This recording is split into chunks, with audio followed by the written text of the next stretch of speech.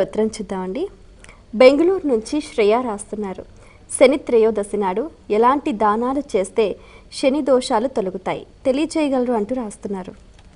శని త్రయోదశి రోజున నువ్వులని, నువ్వుల నూనెని, ఇనుప వస్తువుని, మనం కట్టి విడిచినటువంటి నల్లనైన వస్త్రాలని, గింజలతో ఉండే పత్తి ఉంటుంది, ఆ గింజల పత్తిని దానం చేయడం శ్రేయస్కరం.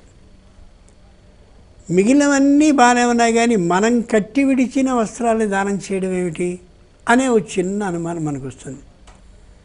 కానీ కట్టి విడిచిన నీలి లేదా నలుపు రంగు వస్త్రాలని దానం కానీ చేసినట్టయితే తిలపురుష తైల అభిషేక విధానం అని ఒకటి శాస్త్రంలో చెప్పబడింది. అలా చేస్తే ఈ కట్టి విడిచిన నల్లనైన వస్త్రాలని దానం చేస్తే ఆ దోషం కూడా తొలగుతుందని చెప్పబడింది. కాబట్టి అది ప్రత్యేకంగా ఈవేళ సంప్రదాయంలో వస్తున్న విధానం.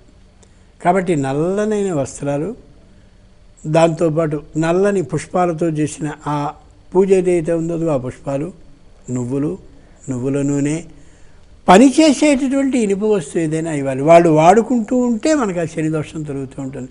పనిచేసే ఇనుప వస్తువు అంటే బూర్ల మూకుడు మనం మామూలుగా, అలాగే అట్లకాడలు ఇనుముతో చేయబడ్డవి మాత్రమే వాటిని దానం చేస్తే మంచిది.